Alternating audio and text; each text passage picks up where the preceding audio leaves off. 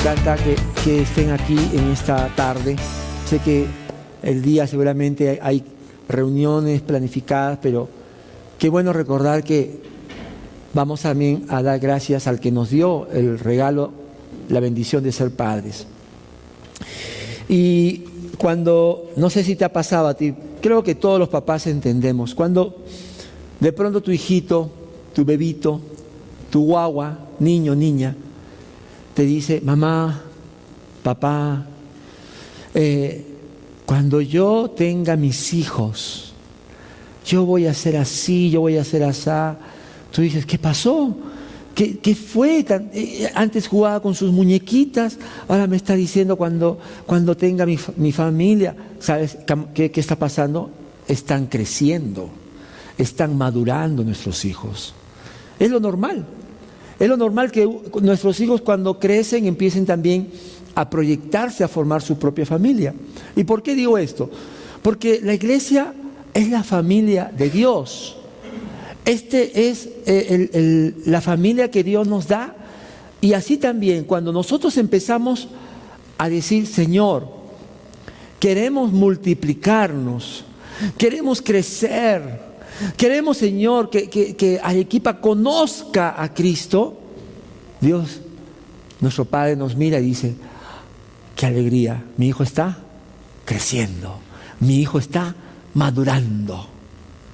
Cuando son pequeños, no quieren saber nada con el sexo opuesto. Ay, ¿qué, papá, mamá? Dicen, yo me acuerdo, no sé si tu hijo te ha dicho, ¿no? Que, ay, no quiero saber nada. No, pero es porque todavía no ha crecido, no ha madurado.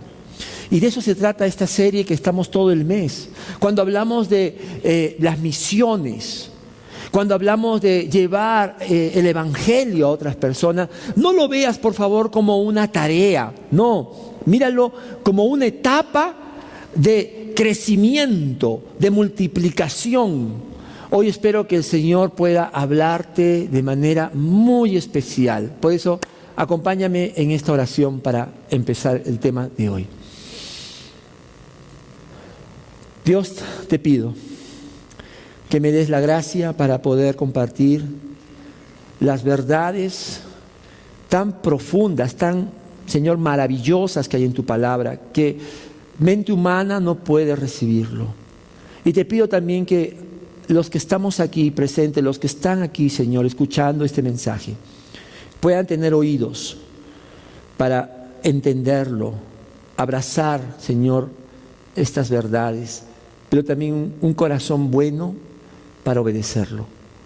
Te pido, Señor, de manera especial por aquellos que hoy están quizás viniendo de visita, Padre, que hoy salgan tan llenos de ti, con tanta, Señor, verdad, tanta esperanza, gozo en su vida, que quieran más de ti.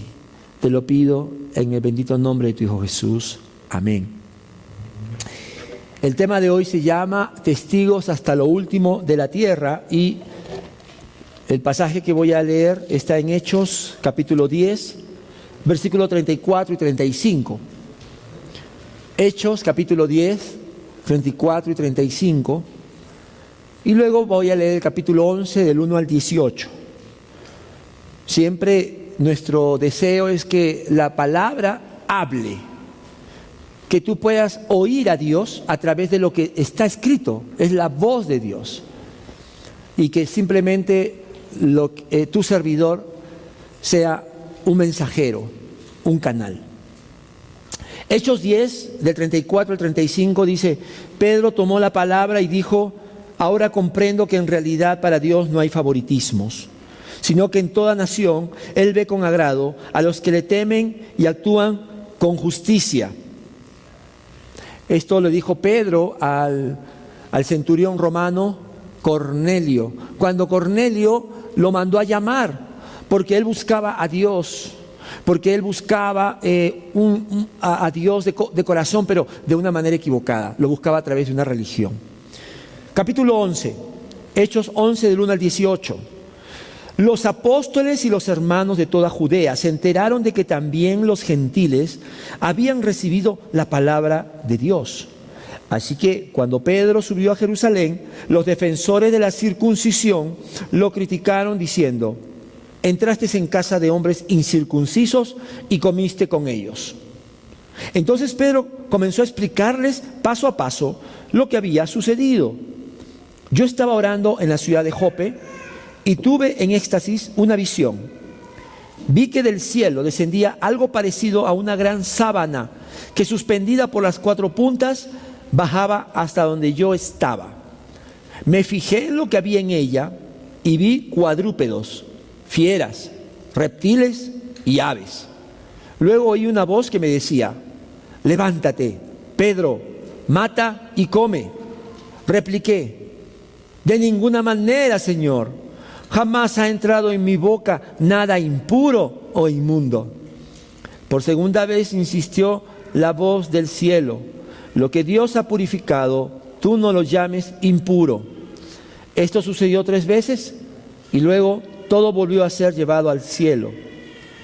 En aquel momento se presentaron en la casa donde yo estaba 3 hombres que desde Cesarea habían sido enviados a verme. El Espíritu me dijo que fuera con ellos sin dudar. También fueron conmigo estos 6 hermanos y entramos en la casa de aquel hombre. Él nos contó cómo en su casa se le había aparecido un ángel que le dijo: manda a alguien a Jope para hacer venir a Simón, apodado Pedro.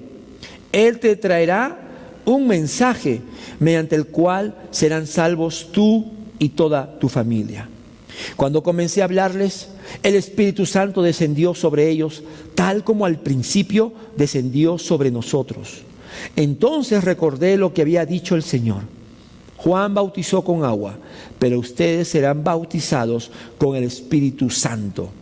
Por tanto, si Dios les ha dado a ellos el mismo don que a nosotros al creer en el Señor Jesucristo, ¿quién soy yo para pretender estorbar a Dios? Al oír esto, se apaciguaron y alabaron a Dios, diciendo: así que también a los gentiles les ha concedido Dios el arrepentimiento para vida. Estamos estudiando de manera panorámica el libro de Hechos. El libro de Hechos lo puedes comparar cuando tú le quieres enseñar a tus hijos, por ejemplo, de dónde viene la familia, ¿no? Tus raíces, ¿no? Tú seguramente debes tener en casa, nunca falta un álbum donde están pues los abuelos, donde están los tíos, etcétera, etcétera. El libro de Hechos es un libro en el Nuevo Testamento histórico, narrativo. ¿Y qué nos dice? Nos dice de dónde venimos, cuál fue el origen de la iglesia y cómo a raíz de esa dispensación, de ese obrar de Dios, la iglesia se fue multiplicando hasta llegar a lo que hoy tenemos como esta iglesia en la actualidad y en muchas partes del mundo. En el libro de Hechos, mira, acá tienes una imagen. Se nos dice que todo empezó con capítulo 1, la promesa que Jesús hizo a sus discípulos: recibirás poder cuando venga el Espíritu Santo sobre ti, cuando venga el poder de Dios bautizándote, capacitándote, dándote toda autoridad, dándote el poder, dándote la sabiduría que necesitas para que puedas compartir, predicar, hablar de Cristo, de lo que Jesús hizo para que podamos tener esta salvación. Capítulo 1 nos habla de la promesa y el mandato de ser testigos en Jerusalén, Judea, Samaria y hasta lo último la tierra. Todo empezó aquí.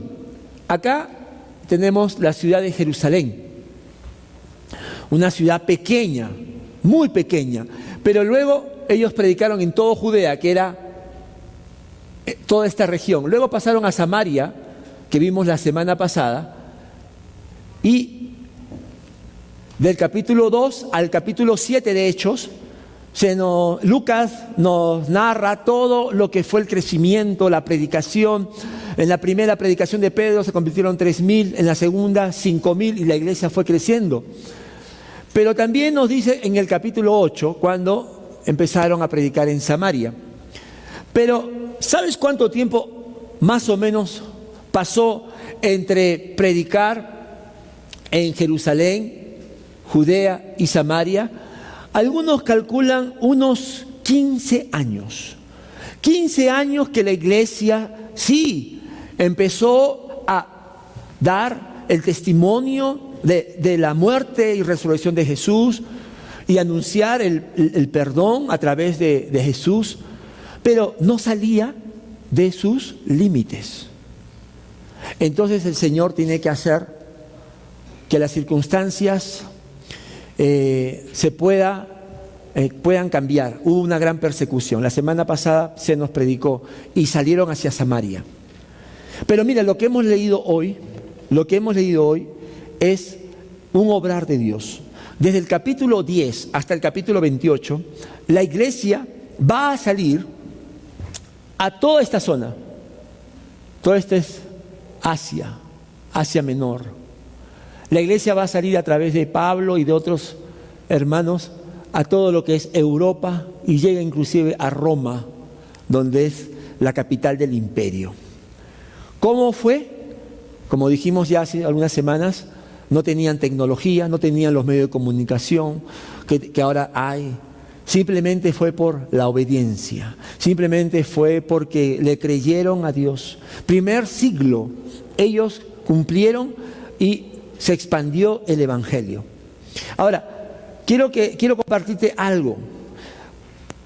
La iglesia estuvo en Jerusalén y en Judea aproximadamente 15 años.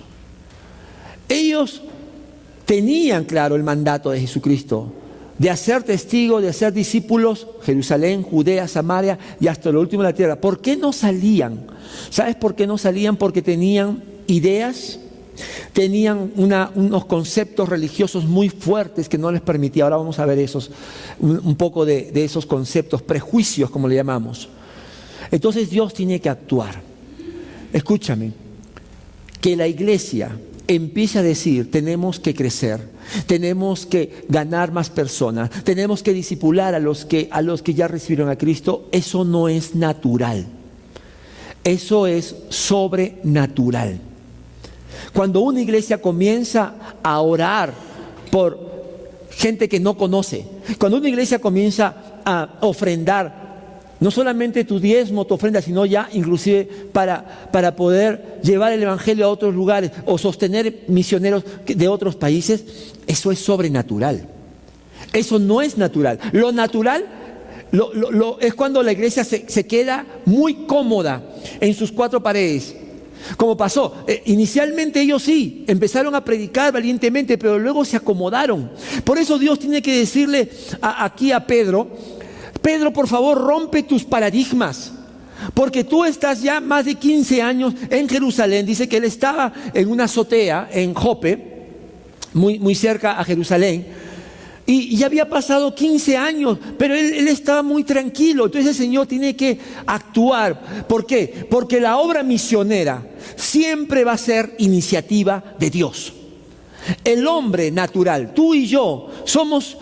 si hemos entregado nuestra vida a Cristo, somos seres ya sobrenaturales, tenemos la presencia de Dios, pero todavía luchamos contra nuestra naturaleza humana.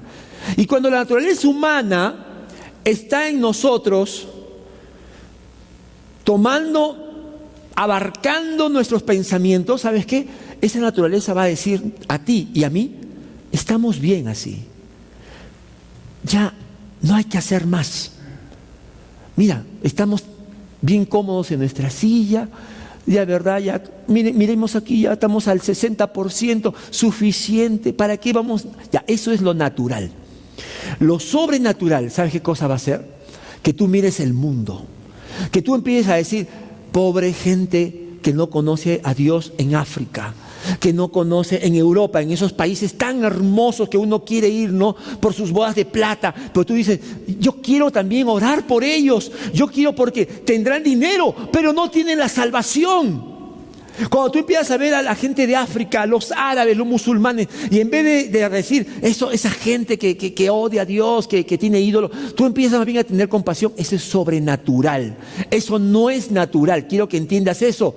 La obra misionera hasta los confines de la tierra, es decir, mirando más allá de tu Jerusalén, de tu Judea. Cuando empiezas a mirar el mundo, es iniciativa de Dios. Dios se está moviendo en tu vida. Dios se está moviendo en la iglesia. ¿Cuántos dicen amén? ¿Me entiendes tú? Cuando una iglesia no está pensando en el mundo que está perdido, es natural, es humano. Yo veo que Dios se está moviendo en su iglesia. Por eso te voy a compartir lo que dice el pasaje. Antes de que ellos alcancen todo ese mundo conocido que vimos, esas ciudades tan grandes, Dios tuvo que obrar en la iglesia. Y esto es lo que mi oración, que Dios siga obrando en nuestra iglesia. Número 1, ¿qué es lo que hace Dios? Vence prejuicios personales. Vence prejuicios personales. Hechos 10, 34, 35. Pedro, cuando está frente a Cornelio, la historia empieza. Cornelio es un soldado, un capitán, un centurión romano que busca a Dios, como mucha gente en el mundo está buscando a Dios de buen corazón. No podemos decir que porque no va a una iglesia cristiana, etcétera, etcétera. No, están equivocados. Hay gente que busca a Dios de corazón, pero escúchame, está buscando en lugares equivocados. Lo está buscando a través de una religión. Y Cornelio era así. Él buscó a Dios de todo corazón, pero dice el capítulo 10 que él buscaba a través de la religión judía. Nunca una religión te va a llenar esa necesidad de Dios. Tú lo que necesitas es relacionarte con Dios como tu Padre, como tu Creador. Y por supuesto, eso empieza cuando reconoces a Jesús como el único que te da la salvación de tus pecados. Por ahí empieza tu relación con Dios. Pero Pedro tenía un prejuicio muy grande. Mira lo que dice: ahora comprendo que en realidad para Dios no hay favoritismo. Pedro tenía algo en su cabeza. Pedro creía que Dios tenía favoritismo hacia los judíos. Ellos eran un pueblo que estaba esclavo en Egipto. Y Dios, ustedes conocen la historia, envía a Moisés, los libera. Y de generación en generación se fue transmitiendo una idea equivocada. ¿Por qué Dios nos sacó de Egipto? ¿Por qué Dios porque no eran los únicos que estaban esclavizados? ¿Por qué a nosotros? Es que Dios tiene sus favoritos. Dios nos vio a nosotros que sufríamos, que necesitábamos, y nos sacó a nosotros, y ahora somos su único pueblo. El prejuicio que ellos tenían era el prejuicio de la religión, de que Dios les había salvado porque eran mejores que otros. Cuando la palabra dice que la salvación es por gracia, es la gracia, el regalo inmerecido de Dios. Pero ellos se veían como privilegiados, favorecidos, y discriminaban al resto. Por eso cuando Dios le da esta visión a Pedro, está rompiendo sus prejuicios. Cuando él ve estos animales que la ley prohibía, efectivamente la ley decía que no debían comer ciertos tipos de animales, Pedro dice: yo no puedo comer eso, Señor, porque la ley dice que yo no debo comer. Pero el Señor empieza a romper sus paradigmas y le dice: Pedro, si yo lo he limpiado, no lo llames inmundo, impuro. Era una manera de decirle: Pedro, la ley, las reglas no pueden limitarte en mi deseo de salvar al hombre, a la humanidad completa. Porque la religión te pone reglas, pero la gracia de Dios es llevar el evangelio a todas las personas. Entonces, recuerda esto: así como un padre, por ejemplo, está buscando a sus hijos, no sé si alguna vez se te ha perdido uno de tus hijos. ¿Alguna vez se te ha perdido o yo soy el único? A mí se me perdió nuestra hija Lorena. Y cuando tenía, creo que 5 o 6 años, en un mall lleno de gente, te imaginas, cada minuto estábamos desesperados buscándola. ¿Dónde se ha metido? ¿Dónde se ha metido? Pasaron 5, 10 minutos, parecía una hora, no aparecía. Le llamaban por los parlantes, busquen a la niña vestida tal. 15, media hora, no aparecía. Yo ya estaba desesperado. Señor, Dios mío. Imagínate el corazón del Padre bueno. Dios como un Padre bueno. No descansa. No tiene favoritismo. No dice, ya te salvé a ti porque tú pues eres más simpático que los otras personas. No. Para Dios no hay acepción, no hay favoritismo. Dios está tan deseoso de que se salve tu familia, tus hijos, tu esposa, tus primos, tu hermano, como también la gente que no conoces que está alrededor del mundo con otras religiones. Entonces, lo primero que hace Dios con Pedro, vencer sus prejuicios. Segundo, también empieza a ayudarles a que puedan superar sus enemistades. Esta iglesia de Jerusalén, que había predicado a Cristo por 15 años en Jerusalén y en Judea, todavía no estaba unida. Estaban, sí, con deseo de conocer más a Cristo, pero todavía no tenían la misma visión. ¿Qué es lo que sucedió? Dice que versículo 1, capítulo 11, 1, que cuando Pedro regresa a Jerusalén, dice, los apóstoles y los hermanos de toda Judea se enteraron de que también los gentiles habían recibido la palabra de Dios. Así que cuando Pedro subió a Jerusalén, los defensores de la circuncisión lo criticaron diciendo, entraste en casa de hombres incircuncisos y comiste con ellos. Entonces Pedro comenzó a explicarles paso a paso lo que había sucedido. Pedro, cuando va a donde Cornelio y predica el evangelio, ve que Dios hace algo maravilloso. Dios envía el Espíritu Santo, que es la señal de una verdadera conversión. Pedro regresa a Jerusalén con un prejuicio ya derribado. Y cuando entra a Jerusalén, le reciben los hermanos legalistas, los hermanos que siguen las reglas y ponen primero sus normas que la palabra de Dios, conocidos como la circuncisión. Y le dicen, ¿qué has hecho en la casa de un gentil? Mira cómo ellos todavía también tenían sus prejuicios, como Pedro, ¿no? Pero, ¿qué hace Pedro cuando lo critican? Porque dice que lo criticaron, hablaron mal de él, le dijeron, lo que has hecho es abominación. Para los judíos, ir a la casa, sentarse en la mesa con uno que no es judío, era pecado. Era pecado. ¿Me entiendes? Era algo que no se concebía. Pero eso era el concepto de ellos humano. Era su prejuicio, su paradigma que Dios quería derribar. Lo que llama la atención es que Pedro no se ofende, no se molesta, sino que entiende que lo que él debe hacer, así como Dios ha trabajado en su vida, él tiene también que ayudarles. Por eso en el versículo 4 dice, entonces Pedro comenzó a explicarles paso a paso lo que había sucedido. Pedro como apóstol pudo haber dicho, los voy a disciplinar a ustedes, ¿qué se han creído? No, pero él no hace eso.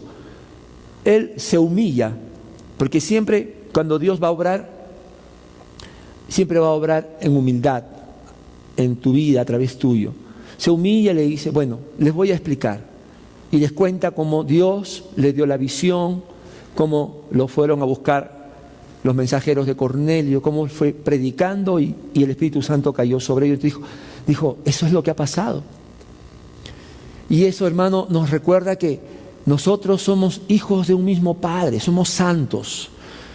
O sea, si algo tenemos en común es que tenemos un mismo Padre y que todos hemos sido adoptados por gracia. Nadie ha entrado por méritos a la familia de Dios. Aquí no hay meritocracia.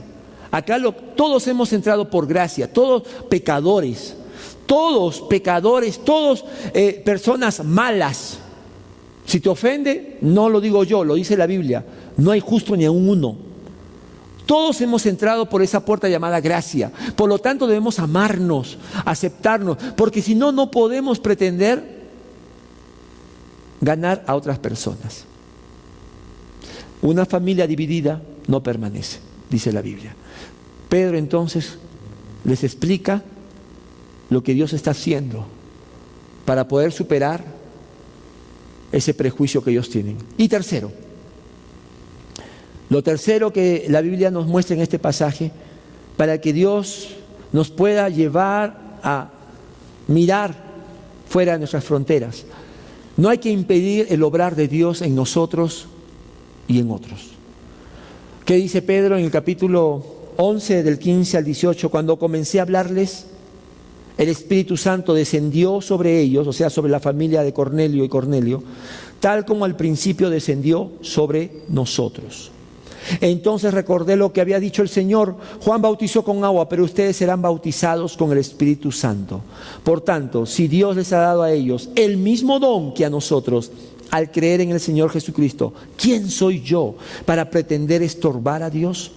Al oír esto, se apaciguaron y alabaron a Dios diciendo: así que también a los gentiles les ha concedido Dios el arrepentimiento para vida. Pedro dice: ¿quién soy yo para pretender estorbar a Dios? Hermano, estas palabras de Pedro no debemos leerlo tan ligeramente. Pedro reconoce que él solamente fue en obediencia a lo que Dios le estaba mostrando, pero quien estaba trabajando en Cornelio, quien estaba convenciéndolo a él que la religión no le va a dar una paz espiritual ni el perdón que él buscaba, esa esperanza. No, tenía que buscar a Jesucristo. Pero el Señor le dice: anda, llama a Pedro, él te va a dar el mensaje para ti y para tu familia. Mira qué importante, porque Dios usa a un hombre como tú y como yo. Pero Pedro dice: es Dios quien está haciendo la obra. Es el Espíritu Santo quien bautizó a Cornelio y a su familia. ¿Yo qué puedo hacer? Simplemente no debo estorbar lo que Dios está haciendo. ¿Sabes? Ahorita que estamos aquí escuchando este mensaje, Dios está salvando vidas. ¿Cuántos lo creen? En este momento quizás, yo estoy seguro, porque hay estadísticas, alguien se está convirtiendo. En alguna parte del mundo, el Señor le está hablando, ¿sabes? Él está obrando. Él está salvando a la gente ahorita. Quizás en este momento tú estás escuchando este mensaje y el Espíritu te está redarguyendo. A través de la predicación del Evangelio de Jesucristo, el Padre está salvando personas, familias. Acá no solamente era Cornelio, era toda su familia que estaba buscando esa reconciliación con Dios. Y por eso el Espíritu Santo le toca a Pedro y le dice: Pedro, tienes que ir allí. No te quedes con tu idea equivocada que solamente ya son todos los que han creído los únicos. Hay más gente. Por eso dice: ¿Estás yendo en la misma dirección que el Espíritu Santo? Hermano, estas son las verdades que salen del pasaje. Y ahora, ¿cómo lo aplicamos? ¿Qué tiene que ver con nosotros? Número uno, te hago 3 preguntas para aplicar el mensaje. ¿Estamos venciendo nuestros prejuicios? ¿Por qué nos cuesta pensar, soñar con llevar el Evangelio a otros lugares, fuera de Arequipa, fuera de Perú? ¿Por qué?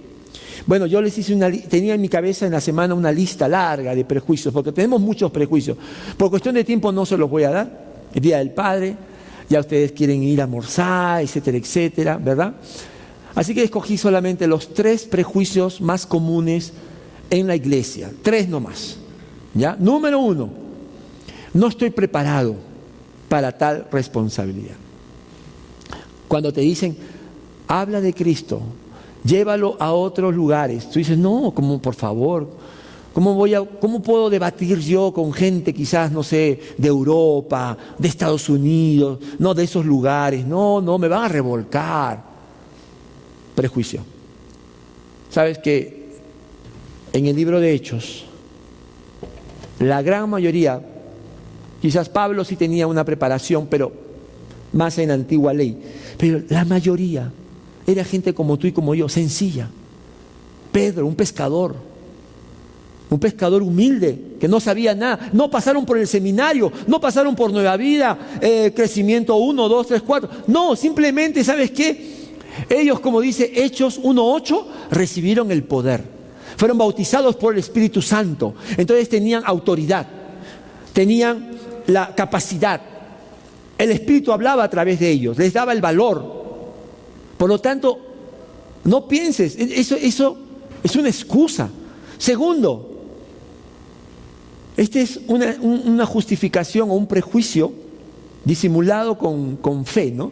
Dice, ay, Dios es tan bueno que si yo no voy, yo no me preocupo, etcétera, etcétera, de alguna manera Dios los va a salvar. Soy calvinista, Señor, yo creo que la salvación depende de ti. ¿Sabes? ¿Sabes lo que dice Romanos capítulo 10 para vencer ese prejuicio? Romanos 10:14 dice, ¿y cómo invocarán en aquel en quien no han creído? ¿Y cómo creerán en aquel de quien no han oído? ¿Y cómo oirán si no hay quien les predique?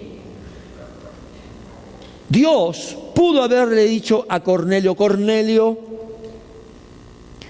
yo sé que me busca de todo corazón, pero estás buscando en una religión equivocada. Así que, mira, yo envié a mi hijo. No pasó eso. No pasó eso. Dios le dijo, Cornelio, ve y busca a Pedro. Él te dará el mensaje. Él te va a predicar de Jesucristo para que tú puedas creer y ser salvo tú y tu familia. Romanos 10:14 nos dice que nuestro deber es predicar a Jesús. Nosotros no convertimos a la gente. Tú no vas a convertir a tus hijos ni a tus hermanos. Hermano en Cristo, tú y yo no salvamos a la gente. Esa es tarea de Dios. Pero Dios quiere que nosotros le demos testimonio de quién es Cristo. Por eso el Evangelio es poderoso para salvar, para cambiar. Dios lo hace a través de tu obediencia, de tus palabras. Y tercero, para ver esta lista de prejuicios, sobre todo en nuestro país, en vías de desarrollo, es muy común pensar esto: no hay dinero. No hay dinero, por eso no podemos mandar a alguien afuera, menos podemos ayudar económicamente. No, por favor, pastor. Las otras iglesias, es así, se pueden dar el lujo. Pues ¿sabes cómo se vence este prejuicio?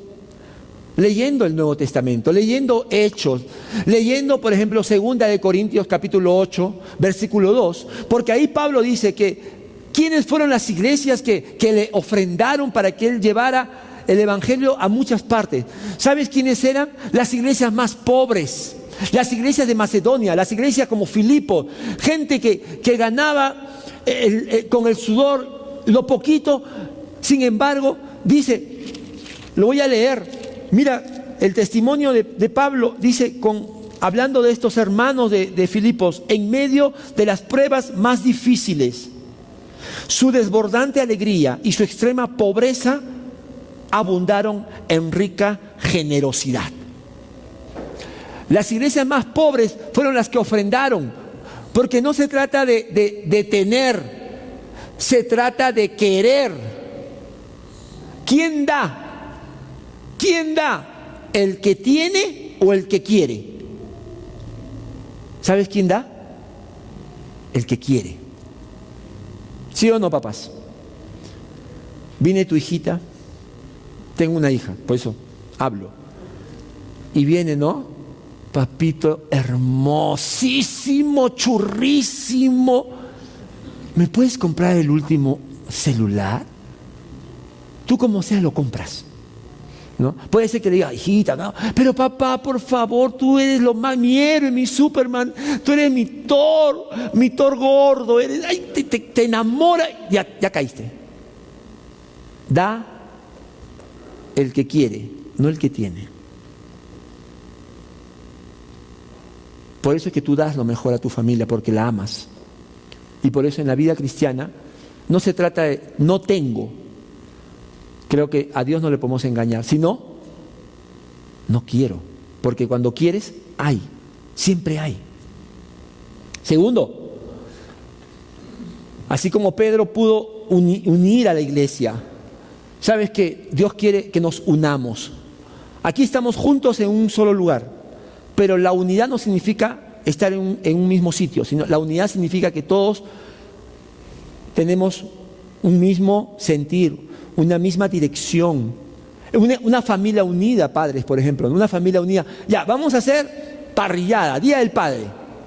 Ok, una familia que está junta dice, ok, papá compra el carbón, compra la carne, mientras que los hijos están con el celular y la mamá está por ahí. Ya, es una familia que están en la misma casa, pero no está unida. Una familia unida dice, papá compra esto, el hijo limpia la parrilla, la mamá está haciendo el choclo, todos tienen un mismo sentido. Eso es lo que Dios quiere en la iglesia. Aquí tenemos una imagen de la IBC en Arequipa. Miren, ahí está nuestra carretilla, ¿no? Representando la iglesia que está avanzando. Ahora, mira, en la parte de aquí, mira estos dos, ¿qué están haciendo? ¿Qué están haciendo? Están empujando. ¿Sabes? Ellos dicen, vamos. Dios nos está mostrando lo que tenemos que hacer. Vamos a orar, vamos a empezar orando. ¿Qué les parece? Por las misiones, por los misioneros, por esos lugares que nunca se nos había ocurrido orar. Vamos a ofrendar, aunque sea un poquito. Mira si lo hacía la gente más humilde. No, vamos a, Señor, a estar dispuestos si tú quieres. ¡Vamos! Ahora, ¿quiénes son? ¿Quiénes son en la iglesia los que están delante? ¿Saben? Los dos cultos decía, el pastor, los misioneros. No, ahí estás tú, hermano. Tú que dices, sí, voy al congreso misionero. Sí, pastor, yo también quiero empezar a orar. Ahí estás tú. Gracias, hermano. Ahí estás tú, entendiendo que esa es unidad, todos empujando. Por supuesto que el pastor y los misioneros también estamos yendo en ese sentido. Dios nos está diciendo, iglesia de Arequipa, prediquen fuera. Pero ahí estás tú, todos ustedes que están escuchando este mensaje. Ahora, tenemos a alguien que está atrás. ¿Qué está haciendo?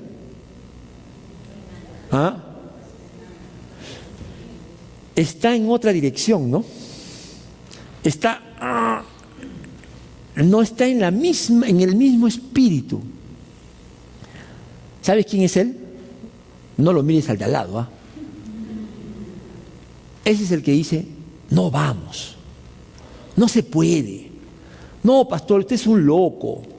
No, o sea, eso es para las iglesias ricas. No, eso es para la gente que no hace nada. Yo trabajo todo el día, por favor. No.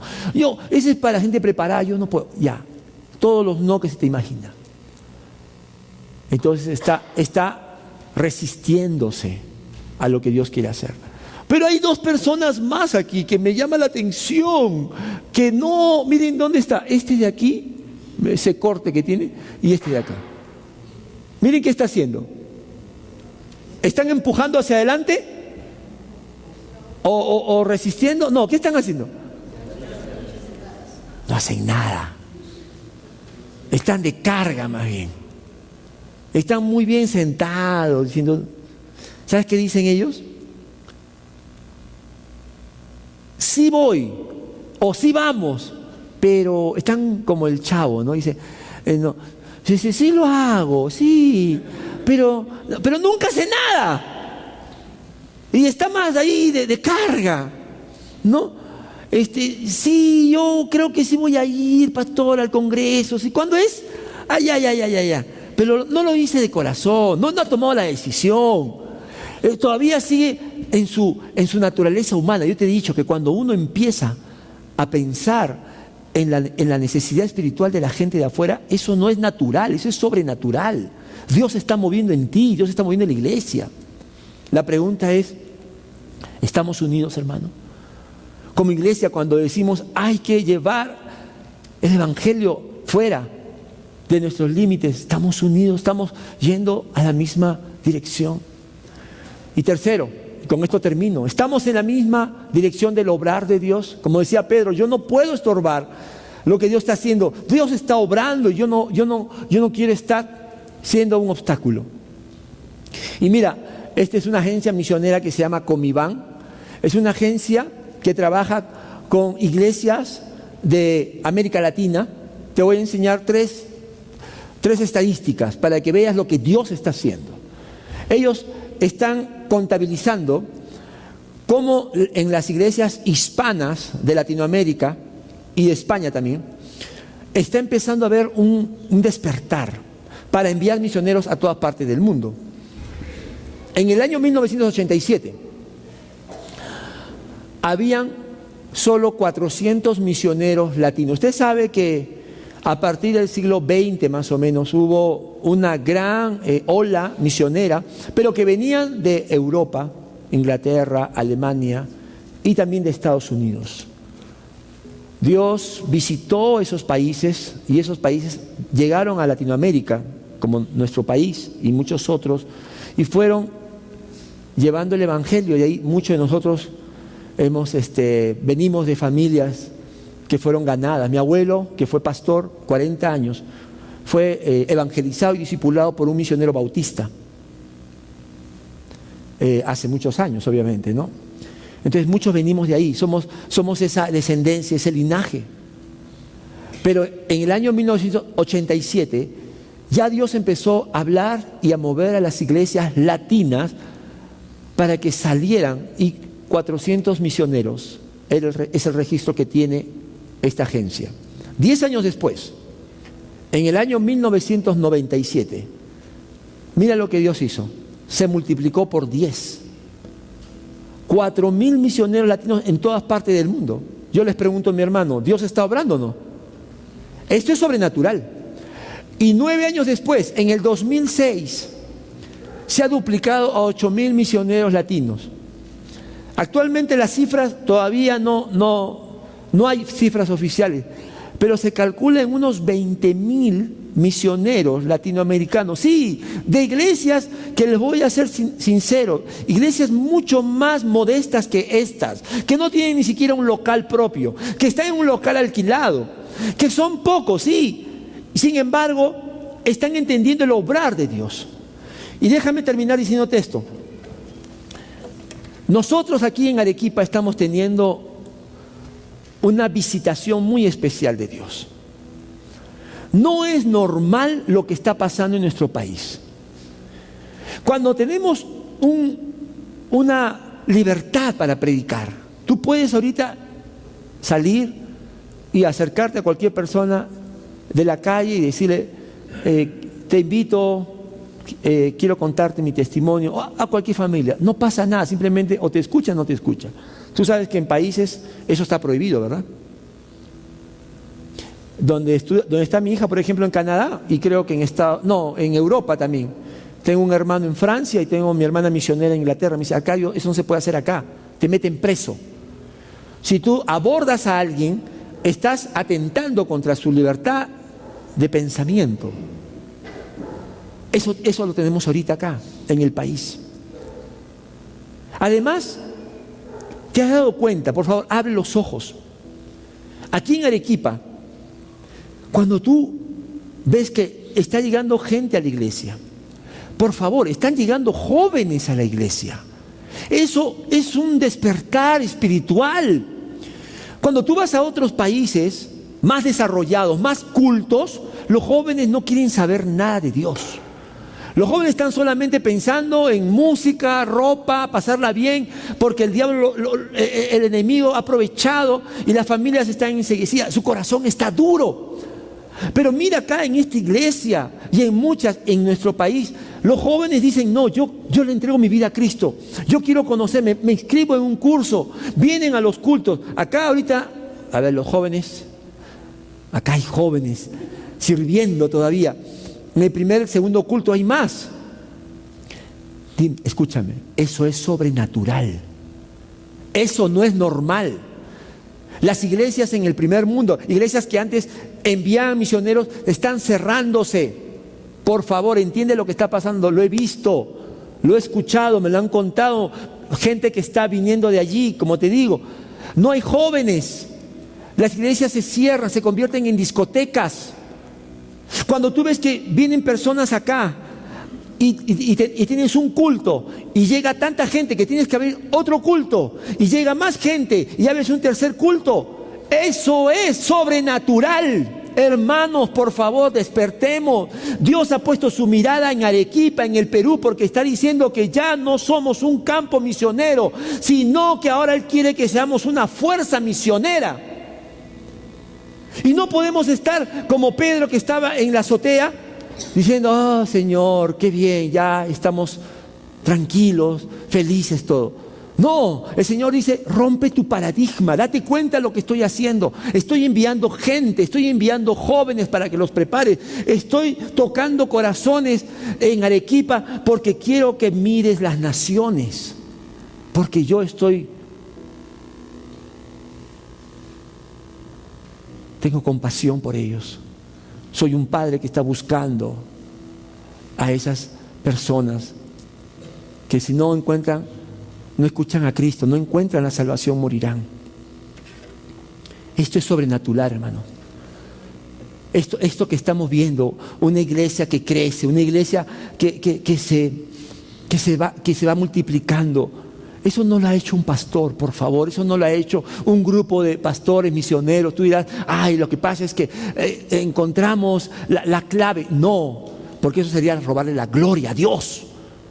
Esto se llama una visitación de Dios. Por eso América Latina ahora está saliendo, está enviando misioneros. Y por eso nosotros no podemos estar de espaldas a esta realidad. Nuestro Dios está obrando, sigue obrando en el mundo entero. Su Espíritu Santo está tocando personas con la única misión de salvar a tanta gente perdida. Por eso es que a veces nosotros, cuando escuchamos que hay lugares donde no llega el Evangelio, por lo menos debemos orar, por lo menos debemos preocuparnos. Nuestros prejuicios son tan grandes, son obstáculos grandes que nos impiden participar en la misión del Padre, del Hijo y del Espíritu Santo. Toda la Trinidad está dedicada a la salvación de las personas en el mundo entero.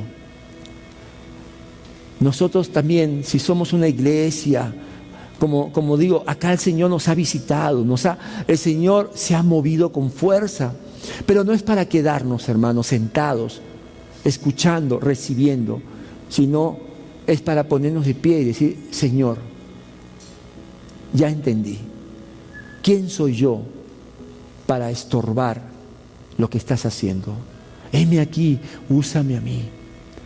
Cuando un hijo de Dios le responde hacia Dios, es que Dios se está moviendo en esa vida. Porque la obra misionera no es iniciativa humana, siempre fue y será el mover del Espíritu Santo en una vida y en la iglesia. Vamos a orar.